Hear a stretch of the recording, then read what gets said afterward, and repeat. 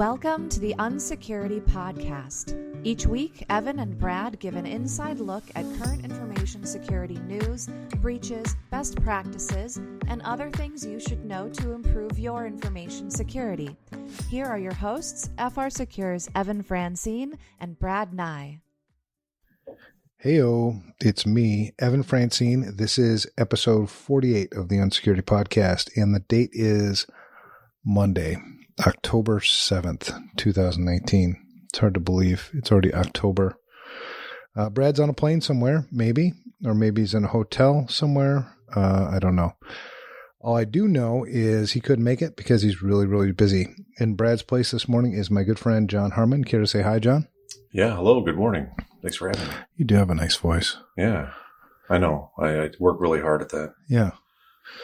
All right. Well, John's a leader. He has the liberty to say what he wants. So, Really? Oh, yeah. Am I allowed to swear?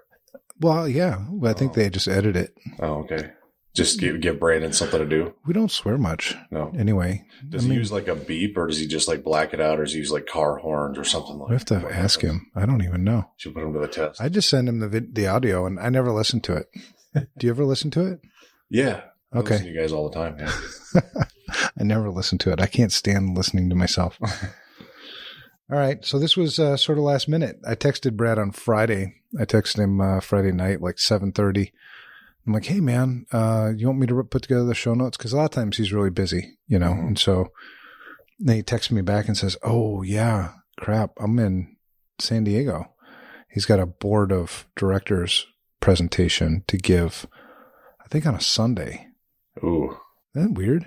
Do That is boards of definitely- directors meet on Sundays? Yeah, This I think one does. So. If it's a larger company, that's not totally out of the ordinary. All right. So that's sort of where he is. And you know me, I'm really, really good at planning. So I plan these shows out like weeks, months in advance. So then I texted you, I think on Saturday, and I'm like, John, what are you doing Monday morning at, 6:45? But then you said you have an interview at 7 Yeah. for somebody. Yep. So you wanted to meet at 5:45. Mhm. So it's 5:45 in the morning on Monday, and we're going to talk about security. That sounds fantastic. Something is wrong with us, Or something very, very right, Evan. I suppose. There's two sides to every coin.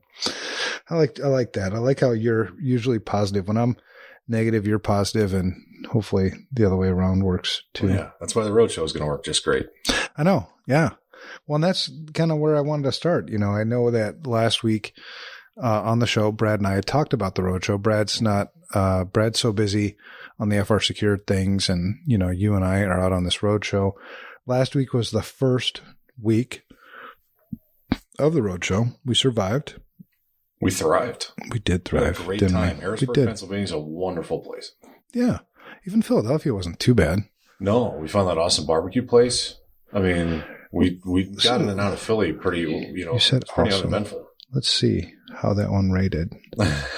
Did you look at the ratings yet? Yeah, I was just looking at it. So my I didn't get to your full ratings, but the first one that we hit was in Philadelphia. So we landed, Sweet Lucy's yes. Smokehouse. and we went straight there right away when we landed. And Yeah. the first thing we did when we landed in Pennsylvania. And that was my favorite up until the very end. Really? It Okay. was. So you'll have to rate the barbecue joints too, because Mhm. I rated them on, I wrote that week 1 recap, Mhm. and I rated it actually number 4 out of 4. Really? Yeah. Well, 4 out of 5, but the one place, Shakedown Barbecue, wasn't open on Thursday, which then NA'd themselves to a 0.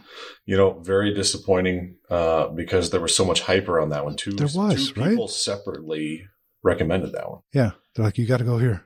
And it wasn't like it was down the street. It was a good half hour from where we were. So Yeah. I was expecting greatness. And we even had a guy, It was closed. call the owner, right? Because he was friends with the owner. Anyway, yeah, you'll have to look at the how I rated them. I rated Divine Swine number 1, so they were the week 1 champ. Who got number 2? Number 2 was Mission Barbecue. Even though it was a chain, I couldn't get over the service, man. The service there was so awesome. You know what though? I know we, as And that sausage was good. Like to, bag on the chain ones, right? They tend to get a bad rap. It's like, oh, it's just chain. It's a chain. It's a chain. But there might be a really good reason why it's a chain. Good point. I mean, and it's not like it was fast food type stuff. I mean, it was really good. Everything was made in house, and they seem to take pride. They mentioned it anyway that they had fresh ingredients and everything was prepared on site, and they give you the whole introduction to what you're about to eat. I mean, it was fantastic from a service standpoint. Mission Barbecue is A+. Absolutely. Yeah, I've never been treated so nicely at a barbecue joint before. And then I give it to Red's as number 3. That place is cool. Very definition of the hole in the wall, right? Yeah. They got the worst on service. I gave them a 5 on service. Just because those two ladies spent more time talking to each other than... Well, they were like arguing about stuff, like the operation of the place and everything. Yeah. It was kind of awkward. Maybe I was just hard on Lucy's. I thought I don't know. It'd be interesting when you rate it, because that one had the best atmosphere, I thought. Yeah, I guess that the experience really, really got me on that one. I liked it a lot. The food was okay. Yeah. The barbecue was okay. It wasn't great. I don't like when they like pre-mix barbecue in with things, barbecue sauce in with things. Right. So that was a little bit of a turnoff, but it wasn't bad. I mean, it was still good. Yeah. But I think we're both in full agreement on Divine Swine. It was definitely the best one. Yeah. So not only do we get to do this security stuff, which is really cool. I mean, we went to B-Sides, the inaugural B-Sides Harrisburg conference. Went to that cybersecurity conference. We did a lot of good security talks outside of that with some, potential partners for Security Studio. But then we also got to have awesome barbecue. Yeah. I mean, like, what's not good about this? Right. Well, and we're those kind of guys, right? I mean, we could go out. Let's find the best filet mignon in Pennsylvania. Like, no, that's not us. We're going to go eat pulled pork and brisket and, the occasional, bit of sausage or ribs or something like that. That's what we're looking for. Mm-hmm.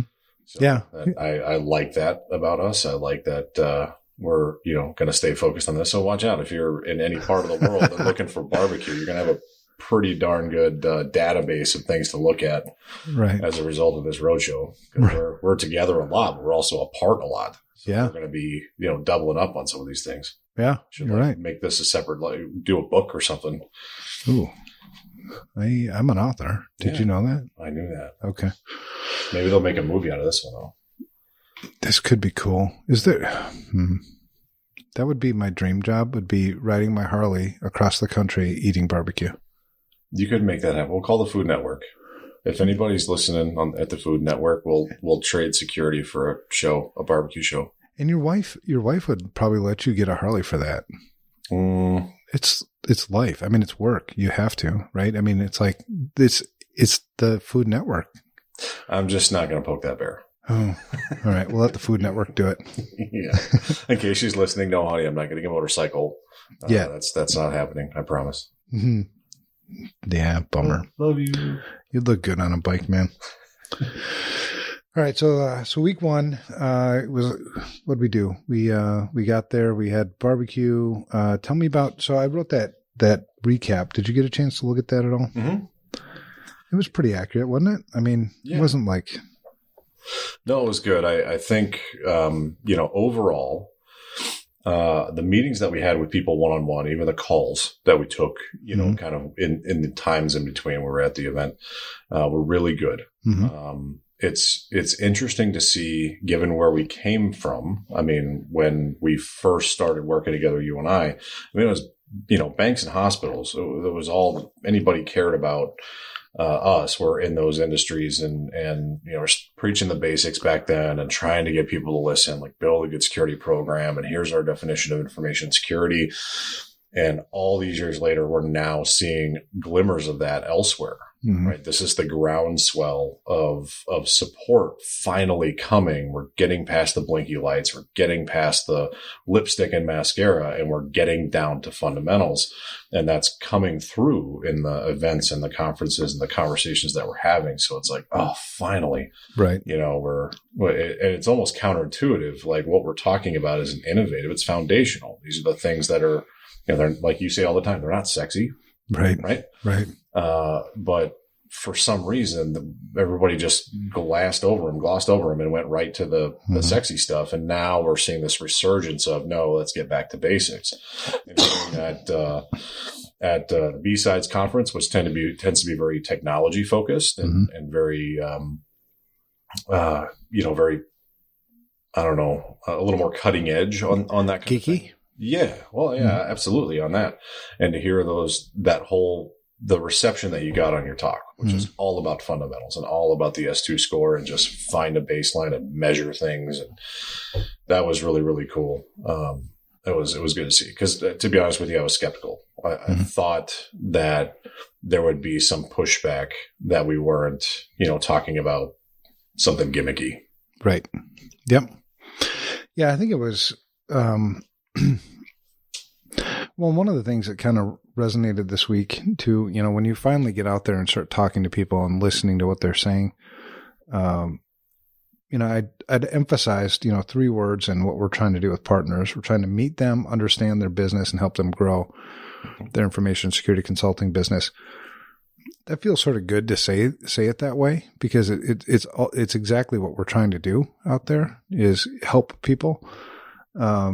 And I was a little skeptical too of the B-Sides, you know, discussion because it's, you know, you can try to make fundamentals sexy, but they're just not.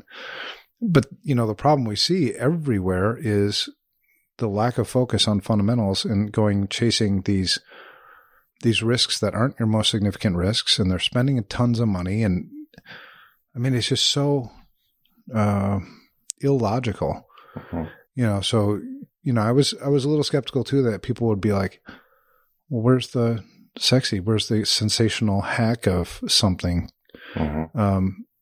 But everybody, like you said, I mean, it was probably the best received talk I've ever given. There were, dozen people after the talk that came up and wanted to talk more. And it was very, very good. The questions, I mean, normally when you ask questions at the end of a talk, you might get 1 or 2, but I think we could have gone with questions probably the entire afternoon if they would have let us. I mean, it was really good. So I like that. Well, you got mobbed after the presentation, which is always a good sign. You know, that people are interested enough, they want to come talk to you and not just, hey, what do you think about this kind of thing? But really appreciating what you said, identifying with what you said, asking you questions about their own security program. I mean, there were substantive conversations, and we got a barbecue restaurant recommendation, which was good. Which was closed. Yeah, it was closed, but I appreciate the guy like hanging out. He hung out there for a while just to be able to tell us about this because you were looking for barbecue. Right. But no, do you think that, you know, this resurgence of back to basics, back to fundamentals is coming from leadership and, you know, people who don't speak this language finally looking at the security community and saying, no, the shock and awe is not good enough anymore. I need a measurable, right? Yeah. I need to know, I need you to communicate to me somehow in a credible way that we're as good as I think we should be. And they don't even know how to do that. But a lot of the questions that we got, it was maybe a theme. I'm maybe connecting dots that aren't there, but it seemed to be, I'm having trouble communicating our security program. I know how it functions. You know, there's really good and talented security professionals there, but it's more a lapse in communication. There's a need to articulate these things to people who don't speak this language. And it seems the getting back to the basics and just measuring the state of our security program, where are we going, how much is it going to cost, and how long is it going to take to get there? That sounds like very much a business conversation. I'm wondering if the business is starting to influence our wants and needs from a security community standpoint. Does that make sense? Yeah. Yeah, I think so. I think just everything fundamentals and basics make sense. And I think with just how crazy everything is, I mean, it's chaos, right? I mean, you read the news about information security, read about the latest breach, read about the latest exploit or vulnerability. And I mean, I think the industry has never been sort of more crazy, more chaotic, and we just keep piling on more and more, new innovations and IoT and digital transformation and AI and blockchain and blah, blah, blah, blah, blah, right? I mean, it just goes on. And I think it gets refreshing when you just think simple. Let's simplify. Let's go back to the basics, back to the fundamentals. Because, the truth is anything that's insecure at the core will always be insecure, right? So you always have to do the fundamentals. You can't skip them, and eventually you'll come back to them. Mm-hmm. That's always been our belief here at FR Secure, was it's okay if the customer says no. Eventually they have to do it. I mean, eventually you have to get back to the fundamentals. And so, yeah, I think people like it, I mean, just without the chaos, they can kind of just exhale a little bit, when you talk about the fundamentals. So maybe that's part of it. Maybe, I don't know, but I am starting to see the same thing. Certainly in the security community, there's much more focus on the basics, much more focus on the fundamentals, which is a good thing. But then that second conference that we talked, that we went to, the cybersecurity conference, the government one, mm-hmm. you probably saw in my write up for that, my frustration. So we'll get to that in a second, but I thought the rest of the whole B-Sides conference for the first ever conference, even was awesome. You would have never known this was their first. Oh, that's right. And they had, hundreds of people there. I mean, I've seen those, in maybe non-metropolitan areas. I mean, which, Harrisburg is a good sized city, but it's not Philadelphia. It's not Pittsburgh. It's, it's not the major hub in there. Mm-hmm. I've seen those held at restaurants. Right. Right. Yeah.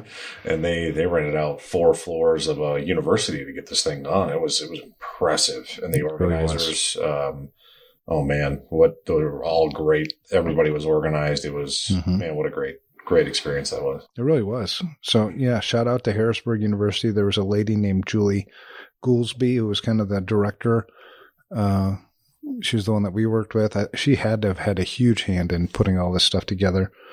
I thought the keynote by Ken Bechtel was pretty good.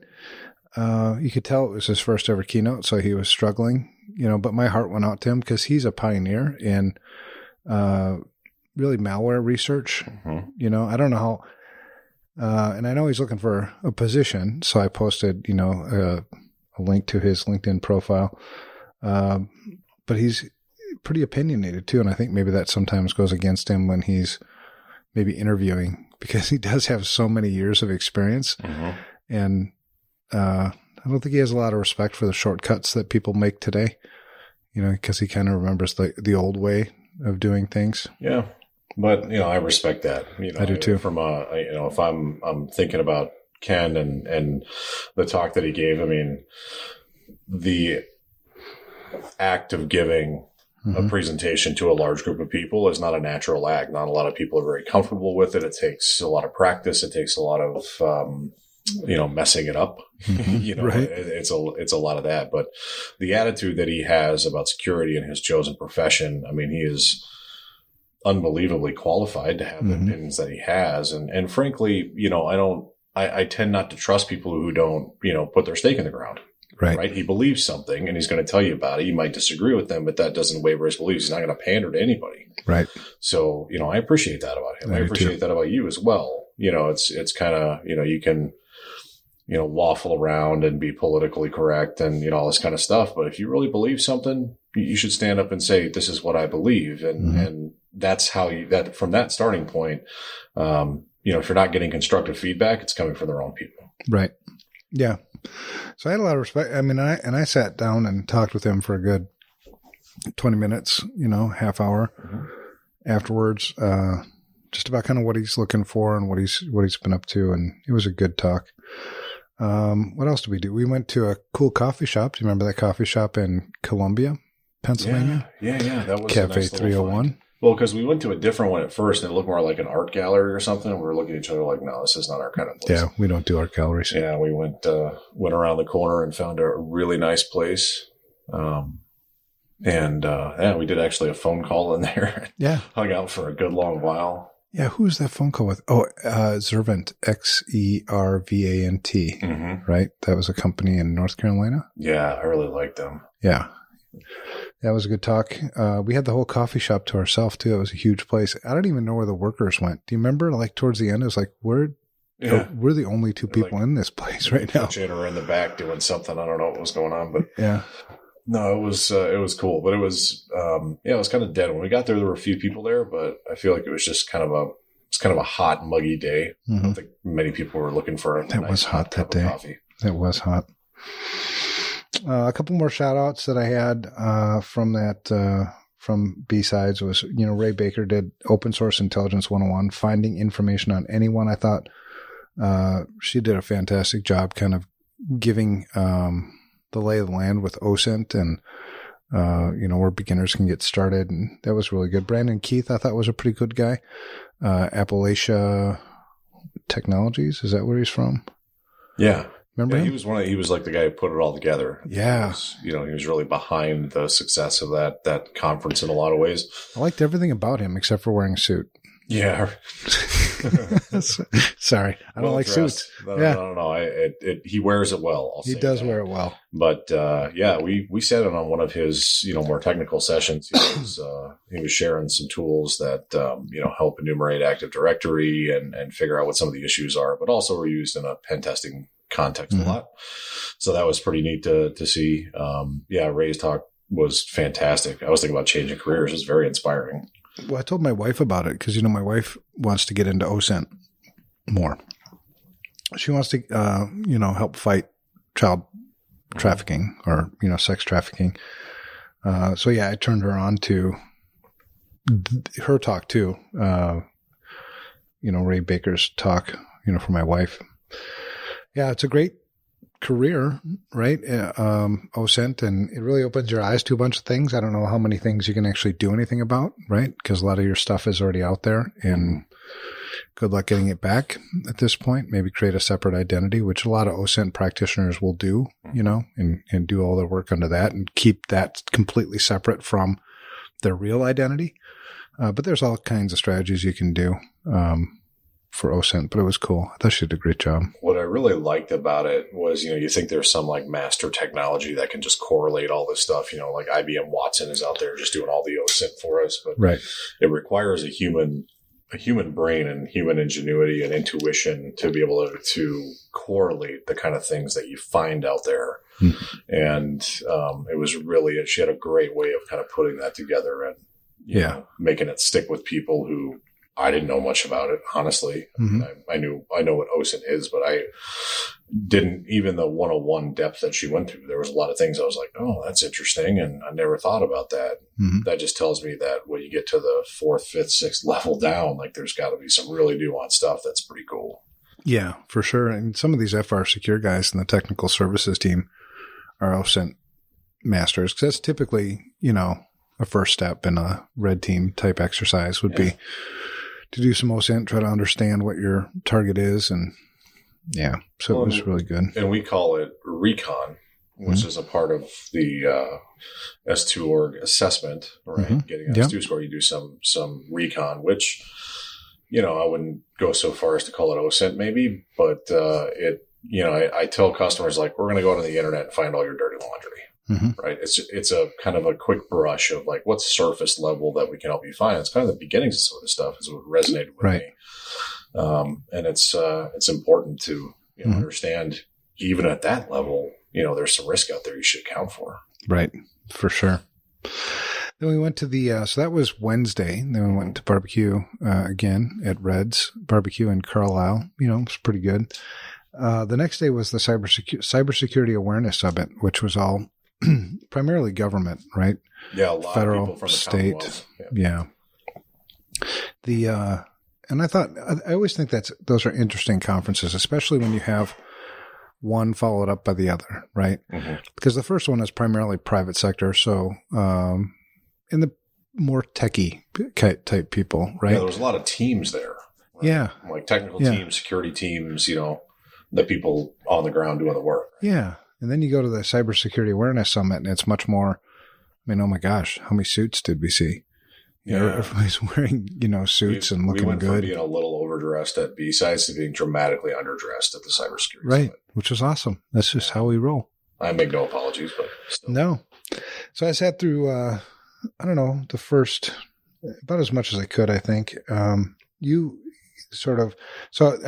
had the welcome, which was, from the president of Harrisburg University. We had the opening remarks, which was the CIO for the Commonwealth of Pennsylvania. Mm-hmm. And then we had the security challenges confronting government and schools and benefits to collaboration, and NASCIO's Cybersecurity State of the States Report. That's a hell of a long title. Well, it's Deloitte. True. Thank you. That's exactly. Well, that was, so I got through that, and I think you got through that too. Then maybe somewhere in the middle of that, you went and looked for more partners, I think. Right?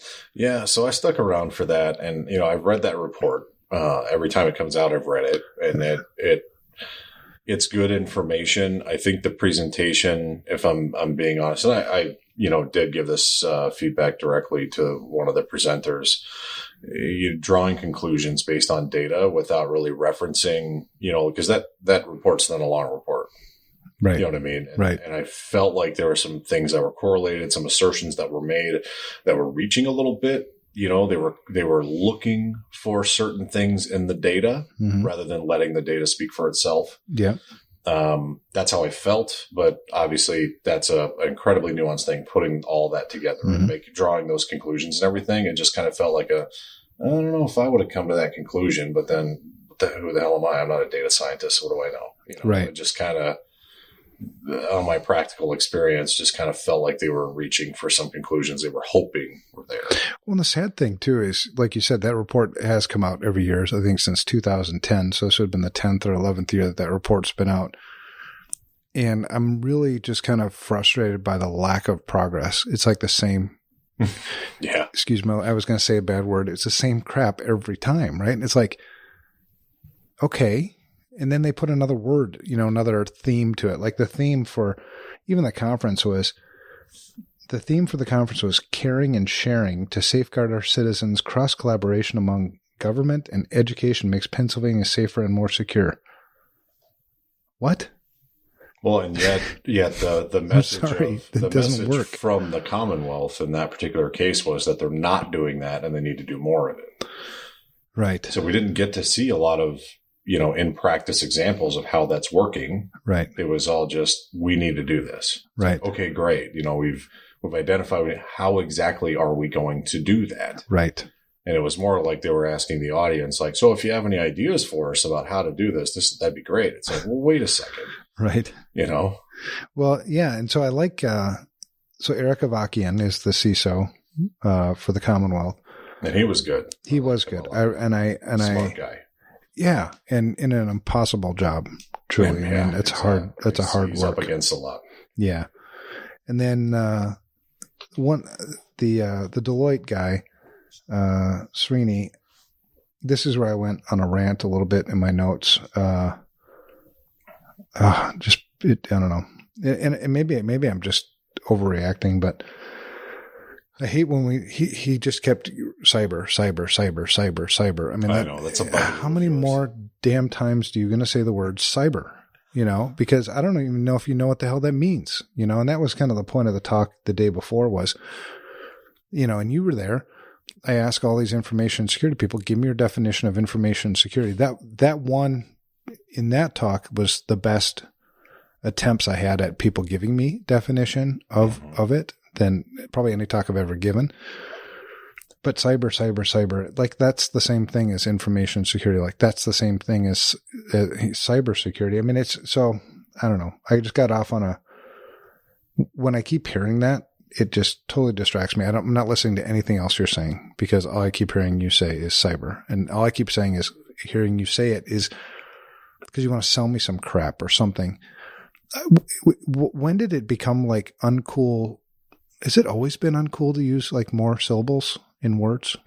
I mean, what are we going to call it next? Just sigh? Yeah, I think it's, it's a branding thing, right? I mean, it's one of those things that is becoming cliche, right? It's indicative of the language problem that we have in our industry, but also it's coaching people to narrow their gaze, which I don't like. No, right? If we've been fighting forever to make this a business issue, not an IT issue, right? Well, and to cover all areas of information security, not just the IT stuff, right? But you keep branding it as an IT issue by using words like cyber. And, the only solutions that we have and that we point to are technology solutions. It's those kinds of things. Mm-hmm. We're digging a hole. We're not actually helping dig out. Right. And you're a leader, right? I mean, you're the risk and financial advisory lead at Deloitte. And using the word cyber like it's cool. I mean, it just rubs me so much the wrong way, right? Mm-hmm. Because I don't think people understand the difference between cybersecurity, information security, and how they really are different things. Mm-hmm. Does it just make you sound cooler when you can just use cyber? I mean, I don't know. It frustrates the hell out of me. So anyway, I ranted a little bit on here, and I actually put it in words on my rant. If you want to look at the pod or look at the blog. Yeah, there's a nice graphic in there about the difference between. Did you like my graphic? I put that together. Yeah. Words matter. Use them correctly, right? They do, and that's a heck of a pulpit too. I mean, if you have that kind of title and you're out there talking about this stuff and trying to solve a greater problem, start to flip the script on that. Correct it, mm-hmm. Just pile on. Right. For sure. And then the last one that I actually made it through was the one from CISA. CISA is the Cybersecurity and Infrastructure Security Agency. And the talk was cybersecurity resources for state and local governments. And this was Benjamin Gilbert, one of the cybersecurity advisors for CISA. I really liked him. I liked his talk.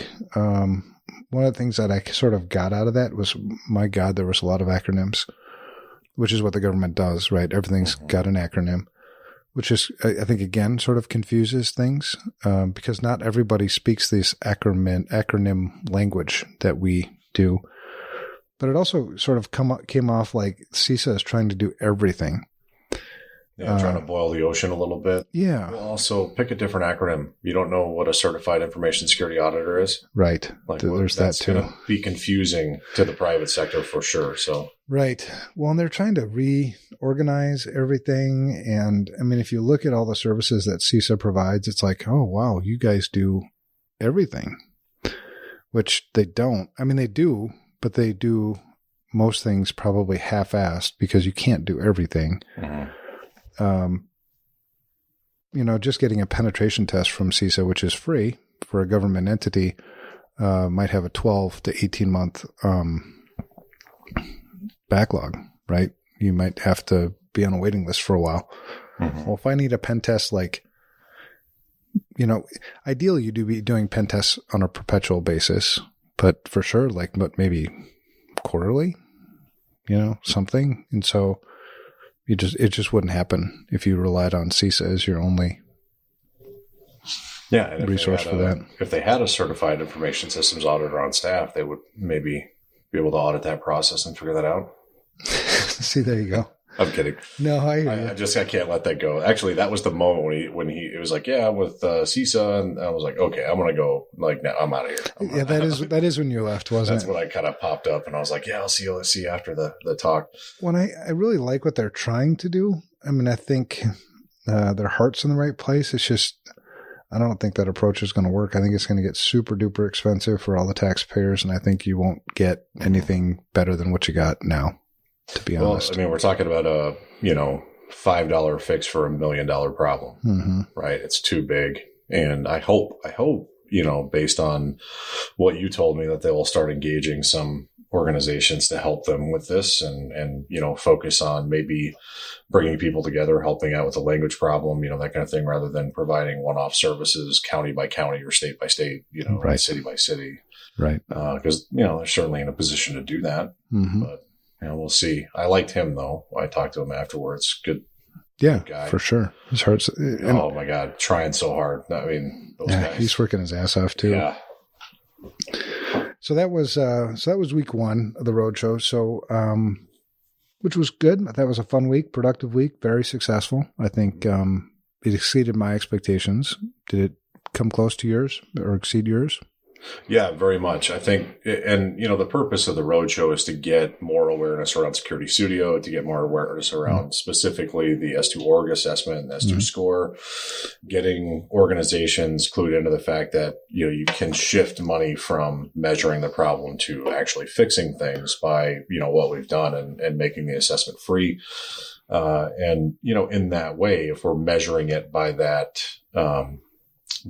you know, measuring stick, I guess, we had about 25 new accounts set up last week. And this is just from your talk. We don't go to B-Sides. You don't get a list of attendees. You don't get all the chapter members to be able to market to them and call them. You know what I mean? This is just people that were there. We got all that. And we had meetings with 4 very awesome partners that I think are going to be able to help people. We're kind of in this, you know, in this spot where we're out, you know, talking to companies and getting them to adopt this. But when they get stuck or when they need help or when they need, you know, help with remediation or they need somebody to come in and validate the assessment, we don't know. Right. We have to build relationships with the people in these areas so we can point them in the direction of qualified professionals to help them out. And in that way, the meetings that we have with partners are very positive. It was very encouraging to see that there are good companies out there like Appalachia, like BIG, like, you know, the other ones that we talked to. Yeah. Yeah. It was cool. All right. Well, shifting gears a little bit, we get one of the most popular, I think, topics on the show, at least it has been every time we've brought it up, has been that of vCISO, the Virtual Chief Information Security Officer. We receive emails every week from listeners, and they ask us good questions about it. This past week, two of the questions that I thought were sort of interesting was, can you help me with some vCISO materials? And then the second question, which was kind of a play off of that one, is like a framework of where to start. So I thought this was a good opportunity because Brad and I talk about this quite a bit. But you've hired vCISOs. You've, you know, been here long enough to see us kind of build that practice together. What would you give? I mean, what do you look for when you hire a vCISO? I mean, is there something specific that you guys are looking for? Yeah. So from the business side of things, so as I'm looking for people that I would, you know, entrust our customer relationships with, I'm looking for exactly that. I'm looking for somebody who's very relationship driven.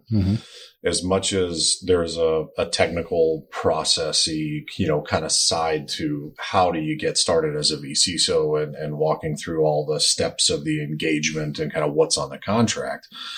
You got to have people that want to be in a relationship, who have a heart for service. You know, you got to have the right background. You got to pass the muster in terms of your chops to be able to do this. And when I say that, I've never, I think, given any preference to anybody who's actually been a CISO, right? That's not what I'm looking for necessarily.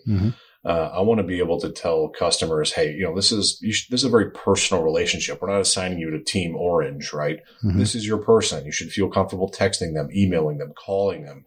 It should be a good personality fit, right? They should want to understand and want to help you. And you should always feel, you know, supported in that way. And so when I'm talking to potential, you know, candidates for our vCISO team, from my part, because I'm not going to be the technical validation piece of this, I want to know that you're interested in customer service. I want to know that you're interested in relationship. I want to know that you're collaborative. I want to know that you're not going to go off on your own little island and do it your way, that you're going to work with our team and help make us all better. That's what I'm looking for. Yeah, that makes sense. It's those intangibles, right? We talk about those a lot around here. Right. And the way I've always approached vCISO engagements is, the same way I would approach it if I was the CISO, right? And I think good CISO would start with an assessment. I mean, you just can't fix what you don't know. You have to diagnose the problems, or validate the things that are actually working really well. But I think every CISO, has a vision for what the security should look like, in an organization. And so it's laying that vision out. Now, if you don't have that CISO experience, which most people don't, right? I mean, there aren't, there's not a ton of CISOs out there, right? Yeah, big problem in our industry, right? Right. You're just short of hands. Yeah. So, and that was one of the reasons why we went down this path of creating the S2 org and creating the roadmap and everything like that, was to enable people that don't have awesome CISO skills to be a vCISO, right? So do an assessment. The assessment is measurable, it's scored, it's communicatable, and then build a roadmap from that assessment. And the way you build a roadmap is every single risk that's in your assessment, that's called out in your assessment, you make a decision. Do you accept, mitigate, transfer, or avoid, right? Those are the only 4 decisions you get to make. And then plot them out. Those ones that require some action, meaning the ones that are going to be mitigate, transfer, or avoid, require somebody to do something. The ones that where you just accept the risk, you're just saying, whatever, I don't care. I'm going to live with that. Well, then those things put on a quarter. What quarter are you going to be able to accomplish this by, right? So you start doing some prioritization, and then you assign it to somebody who's going to do it. Some of those things, are appropriate for a CISO or a vCISO to do. Some of those things are not. So it's all just road mapping, right? And then just execute. And then continue to update, whoever the leaders that be are, where you're at, where you're going, when you're going to get there, and how much it's going to cost. I mean, simplify it. Don't overcomplicate things. And that's just, it's a simple approach to being a vCISO. It's not, I'm not looking for a specific framework. You can get really crazy quick, if you're going to say, start throwing around a bunch of acronyms and see how that works with your CEO, right? Because that's who your peer is, or that's the person you're reporting to, or, depending on the structure of the organization. If I start throwing around NIST SP 800-53 and NIST CSF and COBIT and ISO and gone, right? I just shat on myself, that whole, It's not going anywhere. But if I can explain to them, and every organization is different. So I think if you're looking for a handbook on this is how you do it in every organization is different. You have different relationships. So you have to be flexible. You have to identify with whoever you're working with, what motivates them. Is it the mission? Is it money? Is it what? Right? So yeah, it all comes down to the relationship. There is no specific framework, but Brad and I are writing a book on this. That's right. Yeah. For SMBs, how do you do vCISO? Systematically, measurably, where you've got dual accountability. So the accountability for the CISO and CISO's accountability of the client. It's a two-way street, right? It's just like any other relationship. So if everything is just the client expecting the vCISO to do stuff, that's not a good relationship. There also has to be accountability from the vCISO to the company to do their stuff. And that's why it's so important to have this assessment, roadmap, measurability. So then there's this dual accountability back and forth, right? So some CISO. So the first question, can you help me with some vCISO materials? It's as simple as that. Do an assessment, build a roadmap, and execute on the roadmap. Yeah, which is built into Security Studio for a reason. Right? Exactly. We know this works, and we've seen it work, hundreds of times in building security programs.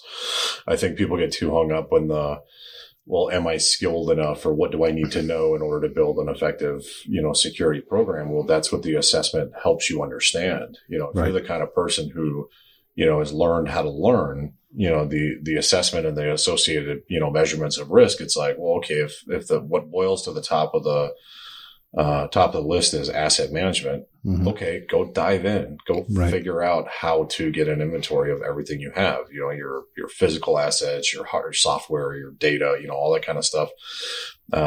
That's not a difficult thing to do, Right. But how do you know to do it unless you understand the associated risk of not having it? So start there.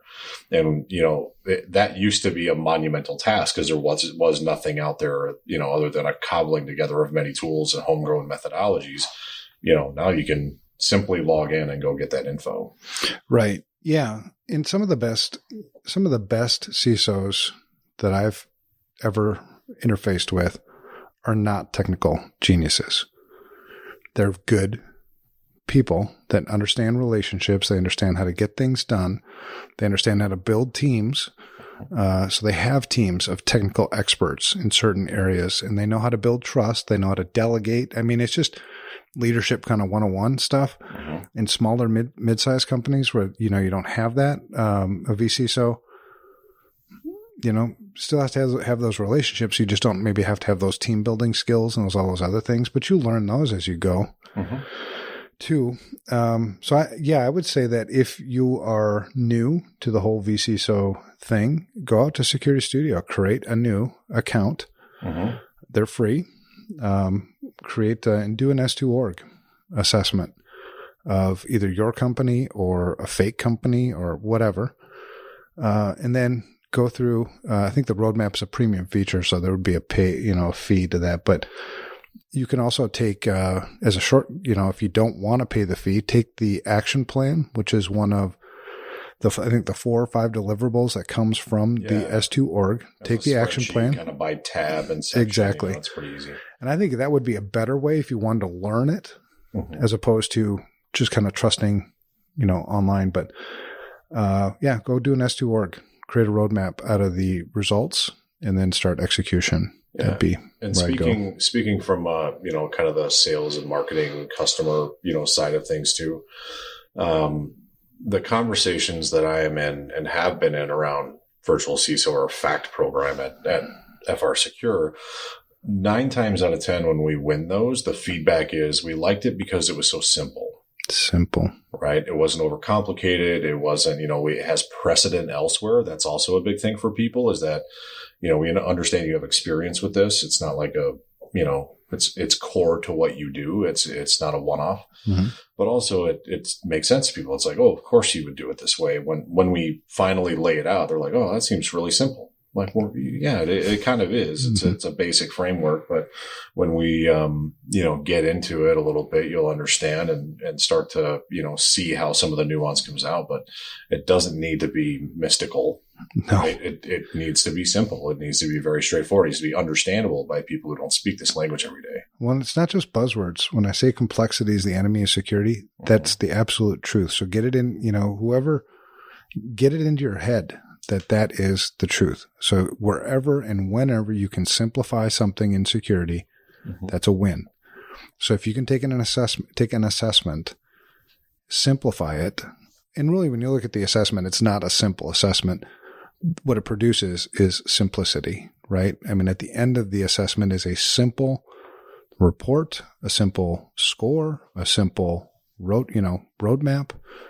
Yeah. That's the simple part, right? And I think it's like, don't mistake simple with, incomplete. It's very comprehensive. It covers all the things that you want it to cover. So that's important when we say keep it simple. It's not to, damage the integrity of what you're doing. Don't ever compromise the integrity of, how comprehensive this assessment or the work needs to be, but it should be very easy to understand. It should be very straightforward. It should lead to the correct conclusions of where you should start building your program.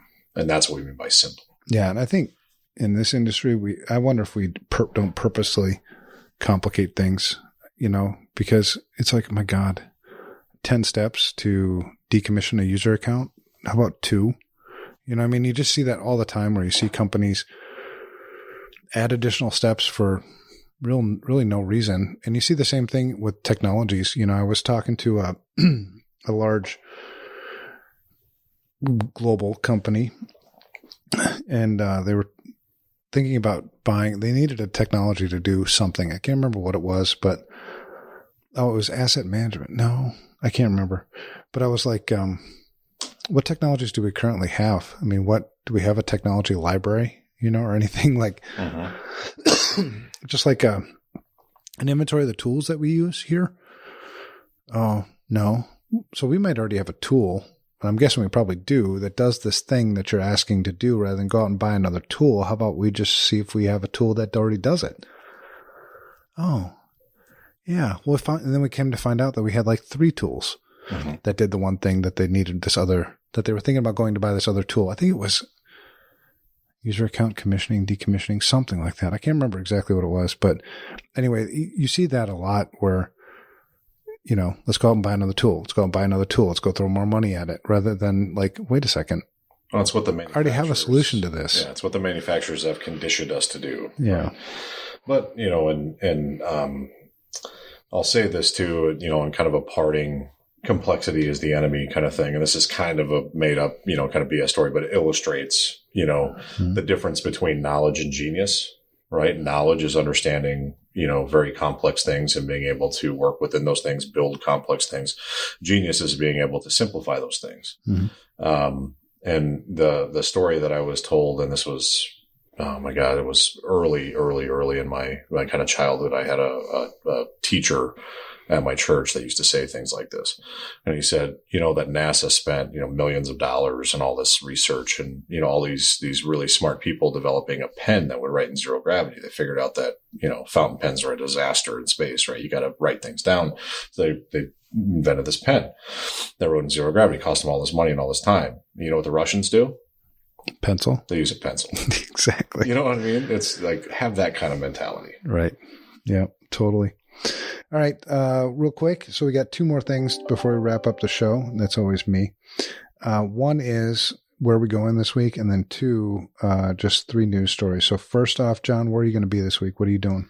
This is week 2. Yeah, week 2. I'm heading to Madison, Wisconsin. Steve Krause and I are going to be out with our friends at Applied Tech. They have, kind of a gathering of their customers. A lot of business leaders. Will be a good kind of mixed group of technical and non-technical.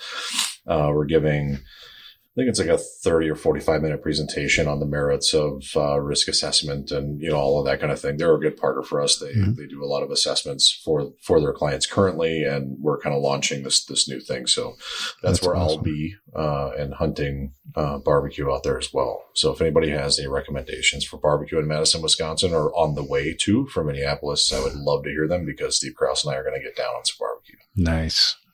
Well, I'll be in Orange County, California. That sounds way warmer. It does sound warmer, but it also sounds a lot busier. Like, that's just like south of LA. Yeah.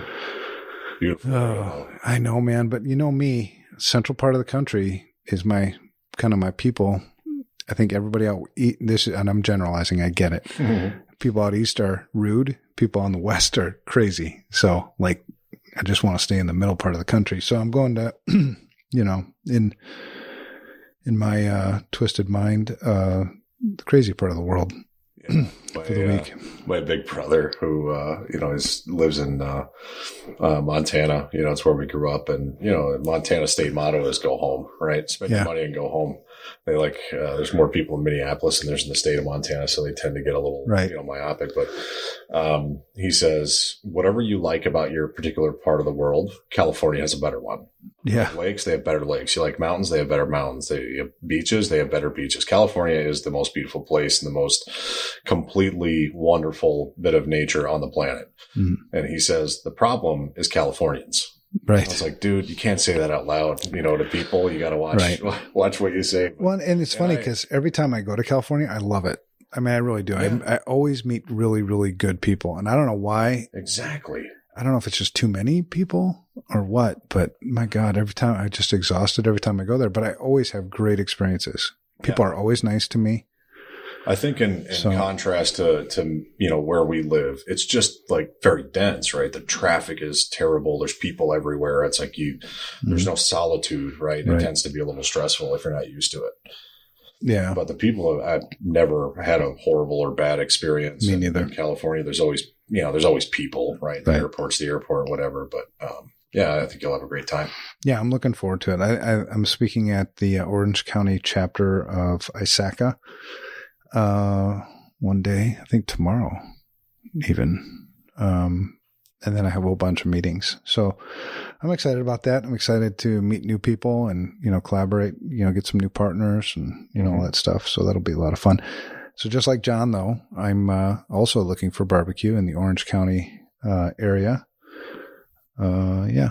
But even if you don't have recommendations for me, I'll find it. I mean, we have ways. Well, in that part of the country, too, a lot of people relocate there. It's a very desirable place to live, and they're coming from places where there's awesome barbecue, and they tend to bring it with them. So you're going to find some good stuff out there. There's if you like food, Los Angeles is a great place to be. Yep. All right, three news things quickly. The first one is from ZDNet. It's tax and PII. That stands for personally identifiable information, because I'm an expert. You knew I was an expert, right? I don't know. I'm an author. I'm going to fact check that. Okay. Tax and PII records of 20 million Russians stored without encryption leaked online. I don't know. Part of me, being, I'm still, I grew up, Cold War was still a thing. So, ingrained in me, the Russians are still enemies. So a little, I'm just being honest, right? A little part of me is like, yeah, the Soviet awesome. Union, Soviet Union is no more, man. Give it up. Yeah, I know.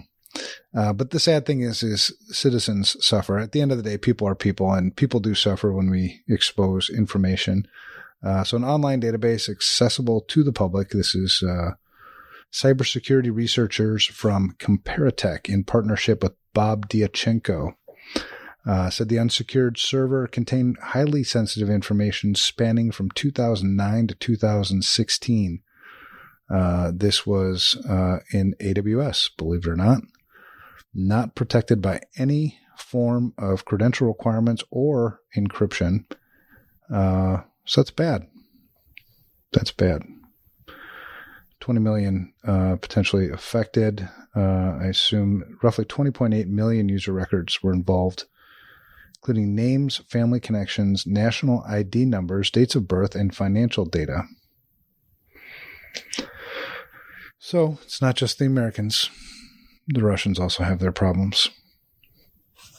Yeah, I don't know if I have anything to add to this. It's bad all the way around. It's indicative of simple things not being, implemented and executed. The fundamentals is what you're saying? That, yeah. Or just a general lack of care. If you're going to be a custodian of this type of information, it's your, duty to protect it. And if you can't, you said duty.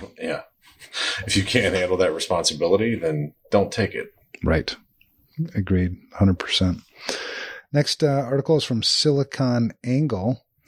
If you put an E in there, it'd be Silicon Angle. Totally different meaning for a website. Yeah, no kidding. Don't go to that website. No. So Silicon Angle, Iranian hackers target Trump 2020 re-election campaign.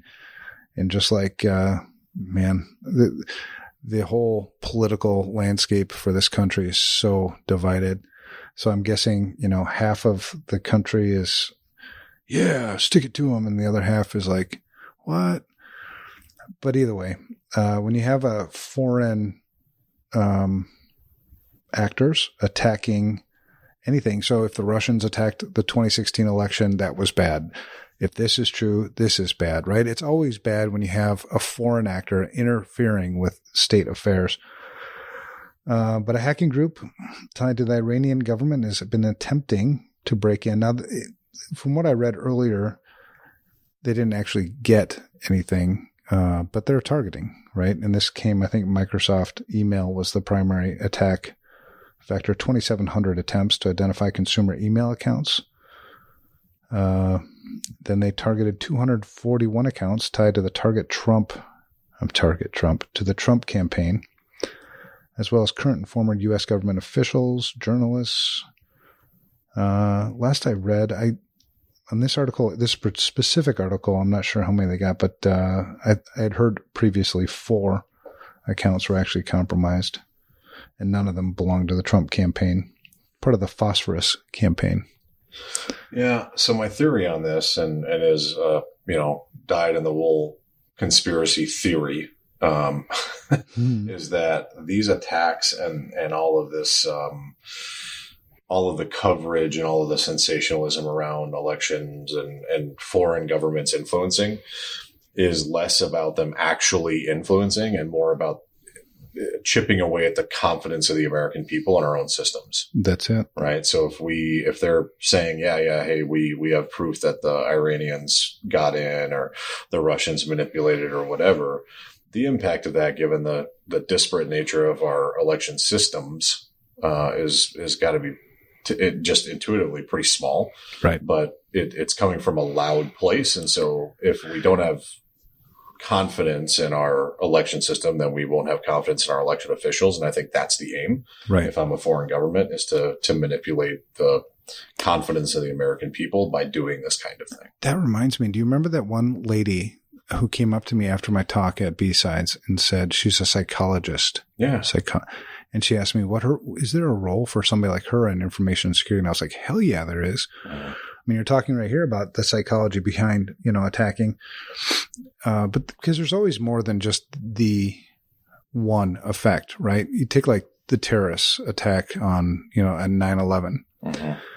Yes, there hasn't been another terrorist attack like that, so you can say, well, but look at all the other effects, right? How much money has it cost the U.S. citizens to secure our airports the way we do it now? And turn the whole world on its head. Right. I mean, so there's more than just a single cause and effect. There's many effects, so you just mentioned one, just the lack of confidence in, how much money did we spend on the Mueller investigation to investigate, Russian interference? I mean, millions of dollars, right? And did they find anything? I don't know. I didn't read the report, but I know it cost us a hell of a lot of money and a hell of a lot of coverage. And it was in every news cycle for how long? Right. Yeah. It's psychological attacks. It's disrupting confidence. It's disrupting our solidarity, as a country. And I hope, and I have faith, I have confidence. I know some people don't. I know there's dissenting opinions in that, but I have great faith in Americans overall. When things really get tough, when, where the rubber meets the road, we stick together, and, it's, it's going to be just fine. I think that all of this is just entertainment. It's just theater. It's just something for, people to talk about at the dinner table or whatever. Even if it's not going to be just fine, I'm a prepper. So yeah. Right. Yeah. You got your bug out spot. You got your, all that kind of stuff. No, I know, like, my neighbors, even in my neighborhood, there's very wildly varying, perspectives on the world, but we all hang, the flag outside of our house. Right. Yep. Right. We all have pride. Last news I got is from hackread.com, and the question and the title is, and this is an easy one, can ordinary companies keep up with data compliance regulations? The answer is no. Spoiler alert.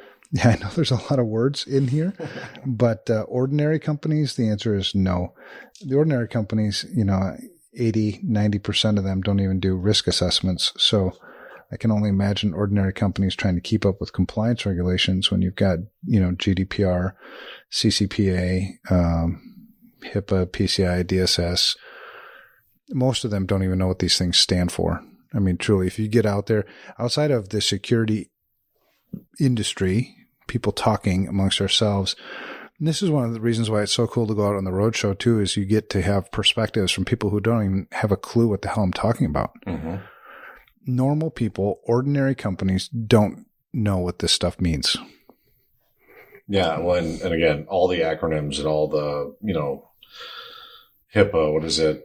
45 CFR 164, all the the legalese around this, it confuses people. They don't know what to do. And the thousands of meetings that I've had with people who are asking me about this, when I explain it, they're just like, that's it. Like, yeah, they want you to think it's confusing. So they'll, you can spend all your money on it. Like, it doesn't need to be that. But well, and the way security works, if you do security well, you'll be compliant. If you do compliance well, you won't be secure. So get your order right. Yeah. So, I mean, there's some good recommendations here, like how to make data compliance a reality for your company. 1, appoint a data protection officer. Most ordinary companies don't do that, don't know how to do that. Mm-hmm. 2, set security controls. Well, that's pretty open-ended. So yeah, I guess the basics, the fundamentals. 3, increase visibility into data access. And so I mean, what caught my attention with this article was the question: can ordinary companies keep up with data compliance regulations? Because immediately in my head, I'm like, hell no, they can't. Yeah. So no, that would be a one-word article for me. Nope. I know, right? And the article, like I said, it's got good recommendations, but normal people aren't reading this anyway. Well, ordinary companies. If I can say, the reason why it's nope, right, is not because companies are stupid or they can't, keep up or right. whatever it is. That's not what it is. It's an impossibility, right? Right. This is one of those things that the pursuit of it's folly. It cannot be done. Right. So it's not the state of our businesses and their inability to do things. Right. Right. It's that these laws and these rules and these compliances are absolutely ridiculous and impossible. Right. That's true. So if you can't follow the letter of the law, follow the intent of the law. Build a good security program, at least be defensible, and then make adjustments to compliance as you need to. Yep. That's the way to do it. And we would say, people were biased, but I think logically sound, start with an S2 org, get an assessment done, build a roadmap, start managing risk, get off on the right foot. Yeah. All of this stuff is, I use the word primordial ooze, right? All of this stuff comes from the same standards. It comes from the same primordial ooze. All of these compliances are just derivative of other things. So right. Go to the source. Right. Right. And that's why we keep pushing and prodding people to do assessments in S2 org and whatever. It's because it's all based on the same stuff. Right. So do it on your terms. Get your interpretation of it right. before you start following some other Yahoo who's, 3 steps removed. It's like a game of telephone. They finally come to these conclusions and make you do things, and they're not helping security risk at all. Right. Yep. All right. Well, there you have it. We've got another busy week ahead. Fixing the broken industry is actually a hell of a lot of work. Rewarding work, though. Yeah, there are days. There are days when it is very rewarding. There are days when it's like, I just need to go to Duluth and sit in a camper for a weekend. I'll see if Brad is up for talking about the Cybersecurity Maturity Model, Cybersecurity Maturity Model Certification, the CMMC, which is really starting to gain steam. We've had some people ask about us talking about that. Thank you for our loyal listeners. Thank you for your tips and feedback. Send your wisdom, questions, advice, whatever, by email to unsecurity@protonmail.com. If you're the social type, socialize with us on Twitter. I'm at Evan Francine. John is at Harmon John. So just your names reversed. And also follow Security Studio. It's at Studio Security. Again, another reversal. And and watch the S2 Roadshow hashtag. So hashtag S2 Roadshow. That's where we'll be posting our next barbecue stuff and whatever else we're doing. All right, that's it. We'll talk to you again next week. Thank you for listening to this episode of the Unsecurity Podcast. We value our listeners and would love to hear from you. Give us your feedback by emailing us at unsecurity@protonmail.com. That's unsecurity@protonmail.com. Be sure to tune in next week to hear the latest insights from Brad and Evan.